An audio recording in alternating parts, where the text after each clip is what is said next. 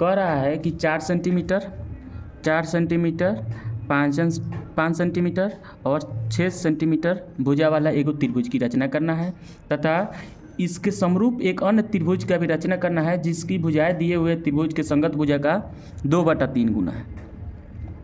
देखिए हम लोगों को जो है सबसे पहले 4 सेंटीमीटर 5 सेंटीमीटर और 6 सेंटीमीटर भुजा वाला जो है वो त्रिभुज की रचना करना है और इसी के समरूप माने जो त्रिभुज बनेगा उसी त्रिभुज के समरूप हम लोगों को एक और त्रिभुज की रचना करना है जो इस त्रिभुज के 2/3 गुनी हो।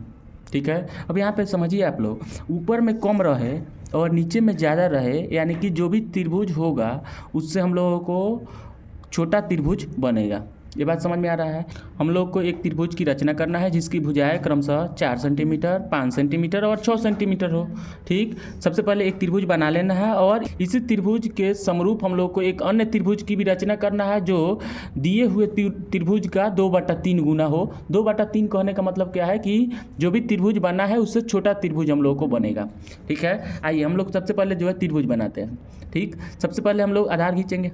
ठीक है, आधार आप कोई भी जो है मान करके बना सकते हैं, कोई भी आप लोग जो कहिएगा वो हम खींच देंगे। बताइए कौन खींचे, कितना सेंटीमीटर नीचे खींचे जाए? 5 खींचे। चलो आप लोग कह रहे हो 5 खींचने के लिए तो हम 5 ही खींचेंगे क्योंकि आप लोग का बात हम कैसे काट सकते हैं, नहीं काट सकते हैं ना। चलो ये हो गया 5 सेंटीमीटर का जो है हम लोग का यह आधार हो गया।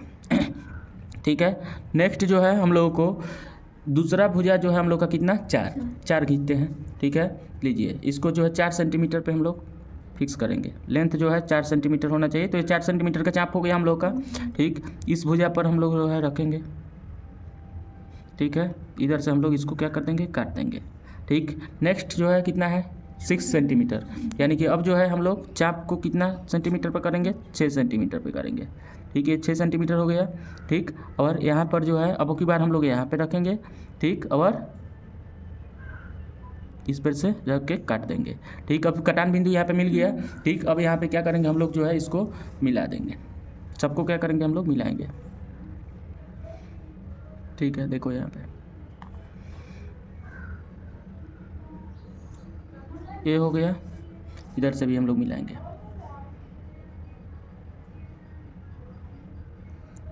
ये देखिए ये हो गया, हम लोग को एक त्रिभुज बन गया जिसका भुजा जो है 5 सेंटीमीटर 4 सेंटीमीटर और 6 सेंटीमीटर है। ठीक है, हम लोग एक त्रिभुज की रचना कर दिए जिसकी भुजाएं क्रमशः 4 सेंटीमीटर 5 सेंटीमीटर और 6 सेंटीमीटर हो गया। ठीक, अब क्वेश्चंस अभी बना नहीं, ये अधूरा क्वेश्चंस अभी बना है।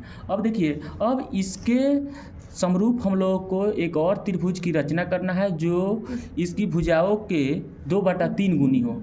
ठीक है, यानी कि इस त्रिभुज का 2/3 गुना बड़ा हम लोगों को त्रिभुज की रचना करना है। अब ऊपर में कम है नीचे में ज़्यादा है, यानी कि इससे छोटा त्रिभुज बनेगा। ठीक है, आइए अब हम लोग जो है समरूप त्रिभुज किस तरह से बनाएंगे, ये देखिए। सबसे पहले जो है यहाँ पे जितना बड़ा कोण है, ठीक है, जितना बड़ा कोण यहाँ पे है, ठीक है, उतना ही बड़ा कोण जो है हम लोग यहाँ से काटेंगे।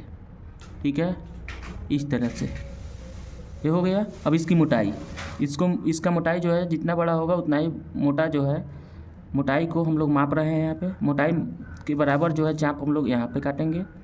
ठीक है, ये जो है हम लोग का हो गया। अब जो है हम लोग इससे मिलाएंगे। ठीक है, इसको मिला देंगे। ठीक, देखिए यहाँ पे मिल गया है। अब देखिए ये जो लाइन हुआ इस लाइन के समानांतर हुआ कि नहीं हुआ, हुआ। अगर हम त्रिभुज का नाम कुछ दे देते हैं, इसका नाम दे देते हैं P मान लो, इसका नाम Q दे देते हैं, इसका नाम हम R दे देते हैं, तो PQR जो है हम लोग का एक त्रिभुज बन गया है जिसकी भुजाएं क्रमशः 4 सेंटीमीटर 5 सेंटीमीटर और 6 सेंटीमीटर है। अब जो है हम लोग जो है यहाँ पे जो Q के बराबर कोण जो है P पे यहाँ पे बनाए हैं, Q के बराबर कोण जो है P पे बनाए हैं। ठीक, अब देखिए यहाँ पे जब बराबर कोण बनाए हैं तो यहाँ पे RQ समानांतर जो होगा या P और यहाँ पे जो भी रहेगा उसके बराबर माने समानांतर होगा, यानी कि ए वाला लाइन और ए वाला लाइन ये आपस में समानांतर होगा कि नहीं होगा, होगा, क्योंकि बराबर कोण हम लोग बना दिए हैं तो लाइन क्या हो जाएगा, समानांतर हो जाएगा। अब देखिए अब हम लोग को 2/3 के रूप में हम लोग को बनाना है, यानी कि 2/3 गुना होना चाहिए। तो सबसे हाईएस्ट चीज़ में देखिए कितना है, सबसे हाईएस्ट 3 है, तो हम लोग 3 गो चाप काटेंगे। ठीक है, यानी कि इस वाले लाइन पे हम लोग 3 गो चाप जो है काटेंगे। ठीक है, सबसे हाईएस्ट जितना रहता है उतना चाप हम लोग काटते हैं। ठीक है, अब आइए ये हम लोग का लगभग स्टैंडर्ड साइज है। ठीक, हम लोग जो है इसी पे जो है चाप काट रहे हैं। ठीक, 1 2 3, ये जो है हम लोग का 3 को चाप हो गया। ठीक है, 3 को हम लोग का ये चाप हो गया। अब देखिए अब जो है इसका नाम हम लोग लिख देंगे। ये हम लोग का 1 नंबर, ये हम लोग का 2 नंबर, ये हम लोग का 3 नंबर। ठीक, अब जो है Q और 3 को क्या करेंगे, मिला देंगे, क्योंकि हम लोग का Q भी पॉइंट पता चल गया है, 3 नंबर पॉइंट भी पता चल गया है। Q और 3 को क्या करेंगे, हम लोग मिलाएंगे। अब देखिए यहाँ पे हम मिला रहे हैं।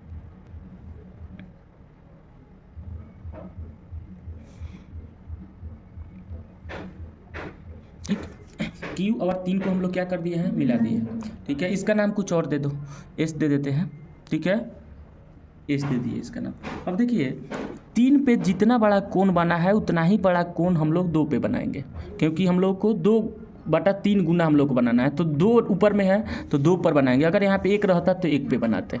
ठीक है, 3 पर सबसे पहले कोण कितना बड़ा है, कोण का हम लोग एगो चाप काट देंगे। ठीक है, 3 पे एगो चाप काटेंगे, उतना ही बड़ा चाप जो है कितना पे काटेंगे, हम लोग 2 पे काटेंगे। ठीक है, 2 पे भी जो है हम लोग चाप काट देंगे। अब जो है 3 पर जितना बड़ा कोण बना है उसका मोटाई जो है हम लोग मापेंगे, इतना मोटा है। अब इसी 2 पर जो चाप हम लोग काटे हैं उसका मोटाई भी हम लोग क्या करेंगे, काट देंगे।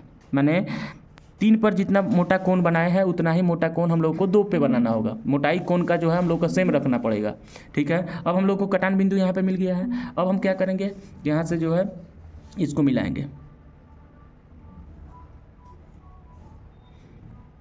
इस तरह से हम लोग को ये मिल जाएगा। मिल गया ना। अब देखिए देखने में भी लग रहा है ना कि ये दोनों लाइन जो है समानांतर है। ठीक है, यानी कि इसको अगर हम नाम इसका दे देते हैं Q डैश, इसका नाम हम क्या दे रहे हैं, Q डैश। यानी कि समझिए ऐसे कि एस क्यू लाइन के समानांतर हम लोगों को 2 और Q डैश लाइन जो है यह होगा।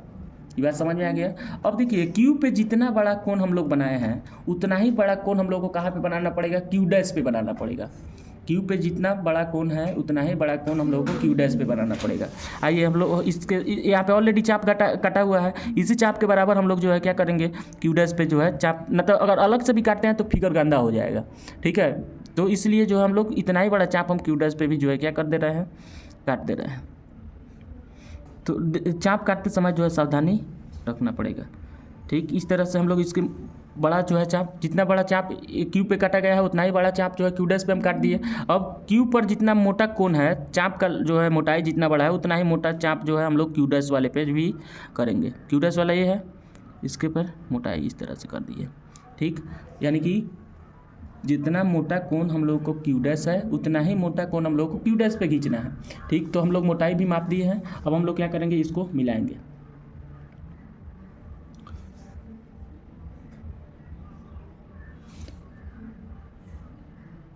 चलो ये हो गया। अब देखिए यहाँ पे इसका नाम अगर हम R डैश कर देते हैं तो आप लोग एक बात हमको बताइए कि R Q और R डैश Q डैश यह आपस में समानांतर होगा कि नहीं होगा, होगा, क्योंकि जो है बराबर कोण हम लोग बनाए हुए हैं।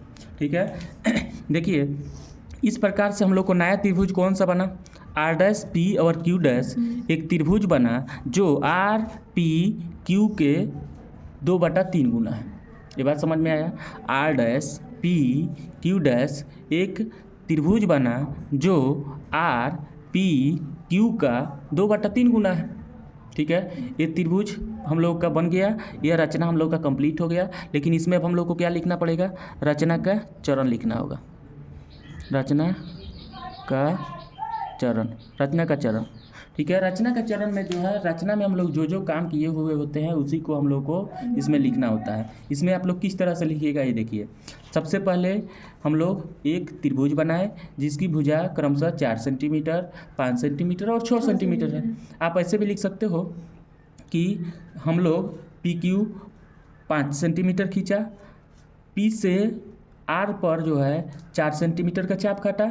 ठीक, Q से R पर 6 सेंटीमीटर का चाप काटा और PR को मिलाया, फिर QR को मिलाया। इस प्रकार से हम लोगों को PQR एक त्रिभुज बन गया।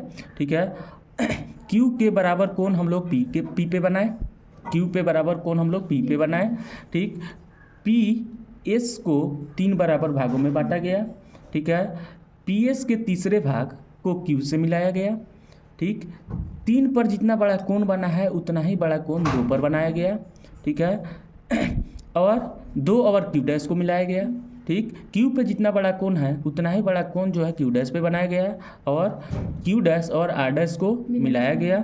इस प्रकार से आर डैश पी और क्यू डैश हम लोगों को एक त्रिभुज प्राप्त हुआ जो आर पी क्यू के 2/3 गुना है। ठीक है, यही चीज़ आप लोगों को लिखना है इसमें। ठीक है, तो यहाँ पे हम लोग को कौन सा त्रिभुज बन गया, यानी कि त्रिभुज R dash P Q dash बना, जो कि बना जो आर पी क्यू के 2/3 गुना है। बोलो सब इसमें क्या दिक्कत है? ठीक, रचना का चरण जो है आप लोग अपने से लिख लीजिएगा। बोलिए इसमें क्या दिक्कत है?